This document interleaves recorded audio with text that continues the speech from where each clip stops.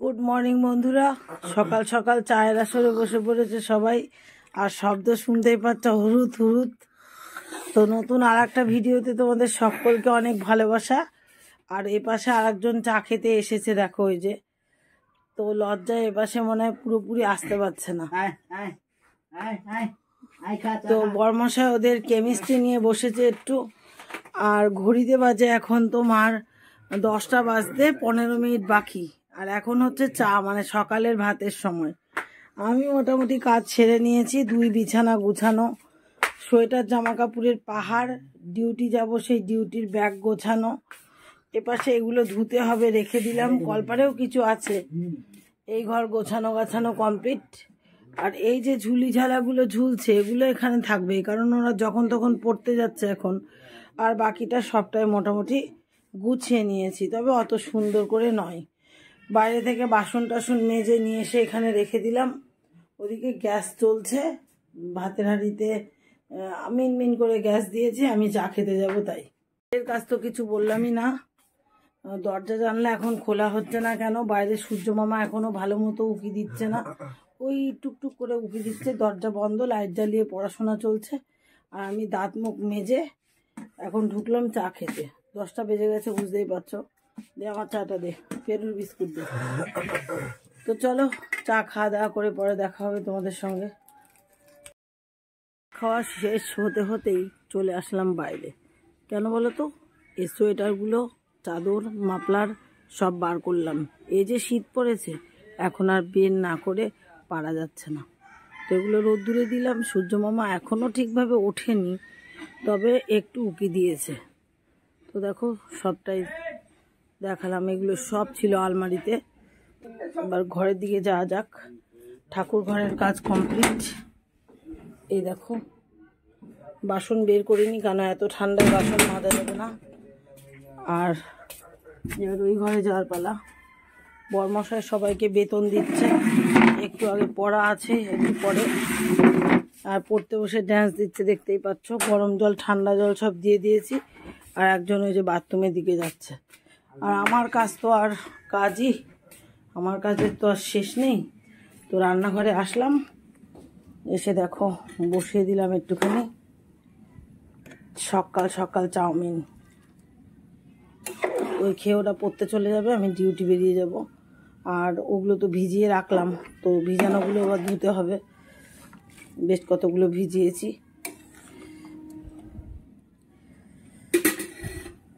আসলাম, কিন্তু চায়ের বাসন আর কালকে রাতে সুজি হয়েছিল, সেই সুজির বাসনটা বাইরেই বের করা হয়েছিল না। তো থাক, একবারে রিজার্ভ করা থাক, পরে ধোয়া হবে। আমার একার পক্ষে দেরি হয়ে যাচ্ছে, তো আমি সবজি কাটাকাটি করলাম, আলু কাটলাম, পেঁয়াজ লঙ্কা কেটে দিলাম। আর বড়মশাই একটু সাহায্য করছে। আর একটু গোলমরিচের গুঁড়ো টুড়ো সব কিছু আমি পাশে থেকে সাহায্য করলাম। আর বড়মশাই ফাইনালি করে ফেললো। এদিকে আমি প্লেট নিয়ে রেডি, সবাইকে দেব। তো চাউমিন খাওয়ার পালা শুরু হয়েছে। আর আমার বড়বাবু আর ছোটবাবু একটু চাউমিনের সঙ্গে মুড়ি হেলে বেশ ভালো লাগে, তো মুড়ি সঙ্গে নিয়ে নিয়েছে। দেখো তৈরি হয়ে গেছি বেরোনোর জন্য, কিন্তু খাওয়ার অপেক্ষা। এই যে আমার চাউমিন। আর বড়মশাই যে ভাত খেতে শুরু করে দিয়েছে। কালকের কিছু ভাত ছিল, গরম করে নিয়েছি। ও ভাত খাচ্ছে, আর আমরা এখন চাউমিন খাবো। আর তার সাথে এই যে, চলো খাওয়া দাওয়া করে বেরিয়ে পড়ি প্রতিদিনের হাজিরা খাতায়। এই হচ্ছে স্কুল। স্কুলের পাশে বসে বসেই কাজ করছিলাম। এবার বাড়ির দিকে রওনা দেব। এই যে ঝোলা ঝম্প গুছিয়ে নিয়েছি। তো স্কুলের মাঠে কত রোদ দেখতেই পাচ্ছ, সেই রোদ্দুরের মধ্যে আমি একটু দাঁড়িয়েছি।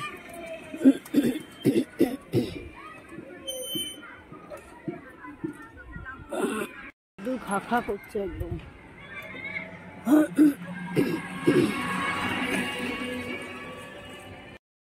পাশে এক ধরনের ফুল ছিল, তুলে আনলাম।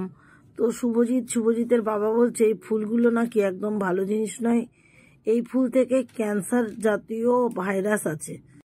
5 মিনিট বাকি। আর স্বয়ং ঢুকে গেলাম ঘরে। এবার রান্নাবাড়ির পালা। সবজি কাটতে কাটতে ভাত বসাতে চলে গেছে, আর আমি ইতিমধ্যেই ঢুকলাম। বলছে জল গরম হয়নি, সব নিয়ে নিয়েছে। তাই বড়বাবু স্নান হয়ে গেল, আর ছোট বাবু ওই যে ঠাকুরের বাসন ডলছে ডলছে ডলছে। বিলকুল গরম জল পাওয়া যাচ্ছে, তাহলে আর দেরি করে লাভ নেই, গরম জল নিয়ে চলে যায় স্নানে। গরম জল পড়ে গেল, এটা আমার ভাগের জল, এবার নিয়ে হাঁটা দেবো কলে। রান্নাবাড়ি শুরু হয়ে গেল, দুই পাশে কড়াইয়ে তেল তেতে গেছে, ধোয়া ছুটছে। এখন ভোলা মাছ দেব।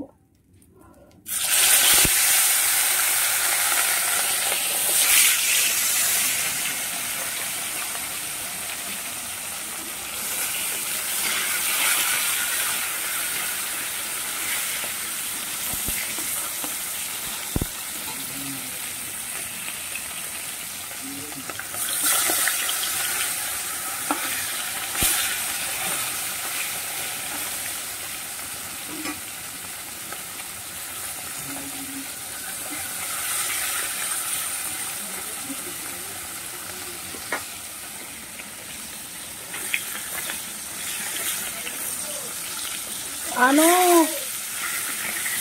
কড়াই আনবা,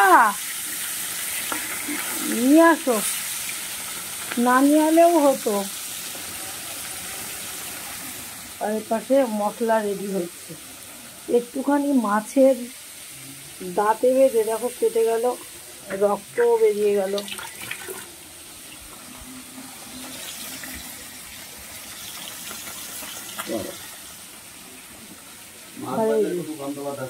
ভেতর বাইরে থেকে ভাত রান্না করে ফুলকপি সেদ্ধ করে নিয়ে চলে এসছে, আর এদিকে রান্না কি হয়েছে দেখতে এসেছে। হয়েছে লাউ শাক, দেখাও ওগুলো, দেখিয়ে দাও একবারে। লাউ শাক হয়েছে মাছ দিয়ে, আর এটা হচ্ছে পালং শাকও মাছ দিয়ে। আজকে শুধু মাছের কাণ্ড করে একটু রেস্ট নিয়েছিলাম, আর চলে এসেছে জবা। বরমশাই বসে পড়েছে জবা গাঁথতে, আর ছেলেরা পড়ে বাড়ি আসলো। সন্ধ্যা দেখিয়ে আমাদের চা করে দিল। চা দিয়ে দেখো এখনো বাষ্প উঠছে। দুজন চা খেয়েছি, ওটা হচ্ছে এক্সট্রা। তারপরে দাদা নিয়ে এসেছে এই যে বালাসা না ফালাসা বলে খাবার, সে আমার আর বরমশাইটা রয়ে গেছে, আর সবাই একটা একটা করে খেয়েছে। কি তুই চা মুড়ি খেতে এসেছিস? আয় আয়, চলে আয়। তো দাদা কোনোদিনই সন্ধ্যাবেলায় কিছু খায় না, এইমাত্র আসলো, এসে তোমার স্নান ধান করে অপরাজিতা ফুল গাঁথতে বসেছে। তো কটা মুড়ি মেখে দিচ্ছি, শীতের দিনে সন্ধ্যাবেলায় মুড়ি একটু ভালোই লাগে। আর এই যে এটা হচ্ছে দাদার প্রিয়, বলো তো এটা কি? চলো মুড়ি মেখে দিয়ে আসি। যেহেতু ফুল গাঁথতে গাঁথতে এসেছি, হাতে একদম ফুলের এই যে ইয়ে রয়েছে, সেই জন্য হাতা দিয়ে মেখে দিচ্ছি। চলো দাদাকে মুড়ি দিয়ে আসি তাহলে।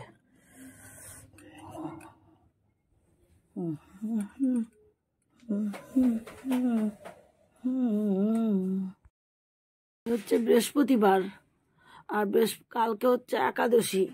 বরমশাই শুক্রবার সকালে চলে যায়, সেজন্য একাদশীর খাবার আমাকে সব জোগাড় করে দিল। দেখো ফল, বাদাম, দুধ।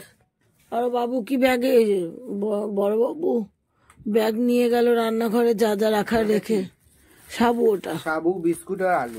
ও আচ্ছা, এ হচ্ছে বরমশাই কালকের কাজ আগিয়ে রাখলো, কারণ শুক্রবার দিন তো আমার বিরাট কঠিন দিন, জানোই। শুভজিৎ তো সারাক্ষণ বাড়িতে পড়াশোনায় করছে, আর পাশের বাড়ির মাঠেই খেলা হচ্ছিল ব্যাডমিন্টনের ম্যাচ। অনেক দূর দূরান্ত থেকে ছেলেরা এসেছে, আর মাইকিংও হচ্ছে। সে কারণে আমি ওদেরকে 1 ঘন্টার জন্য ছুটি দিলাম, যা তোরা একটু খেলে আয়। কেন বলো তো, সেখানেও আমার স্বার্থ আছে। তো সেই স্বার্থটা ঠিকঠাক মেটাতে পারবো কিনা জানি না। ওদেরকে খেলা দেখতে দিতে পাঠালাম, আমারও কাজ হয়ে গেল, ওদের মনটাও ফ্রেশ হলো, খেলা দেখে আসলো, পরে আমি খাইয়ে দাইয়ে যেতে পারবো।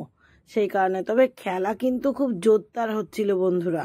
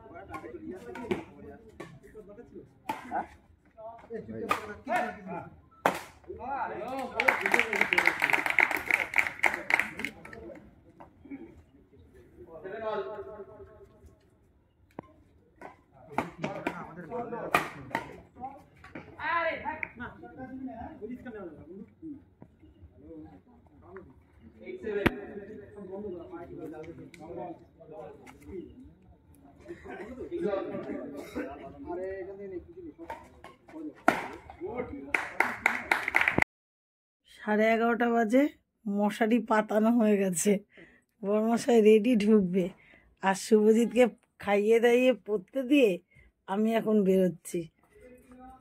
দরজা দিয়ে দে, হ্যাঁ টুপি লাগবে না, যা। ওই দেখো তাড়াতাড়ি চলে এসো, 10-15 মিনিটের মধ্যে। বলে খেলার তুমি কিছু বোঝো, বলে তার চেয়ে ঘুমাও।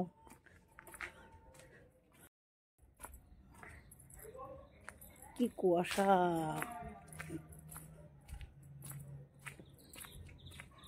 সুরসুর করে চলে আসলাম মাঠে, আর ট্রফি আর মেডেলগুলো রয়েছে।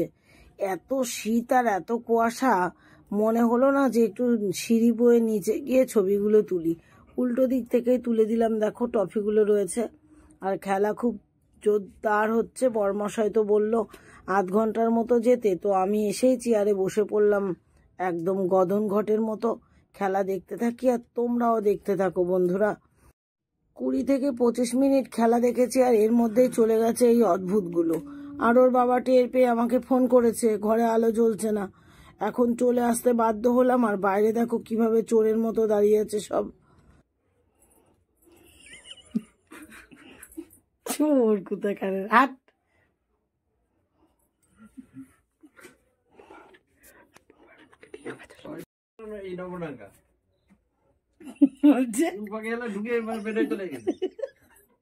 বলছে কি, ও মা বাবা নাক ডাকছে। আমি বলছি এবার তো গালাগালি খাওয়ালি আমাকে, আর যেই গেছে অমনি তুমি ফোন করেছো। রিতমের ব্যস্ত দেখার ইচ্ছা ছিল, থাক ঘুমিয়ে পড়ি। ওই শয়তানদের জন্য চলে আসলাম, নাহলে তো বলতাম যে একটু পরে যাচ্ছে। ওই শয়তানগুলোর জন্য ভয়ে চলে এলাম। 12টা 15 বাজে, এমনিতেও দেরি করে শুই, তো আর খেলাটা দেখা হলো না দুই অদ্ভুতের জন্য। চলো টাটা, গুড নাইট, ঘুমিয়ে পড়ি।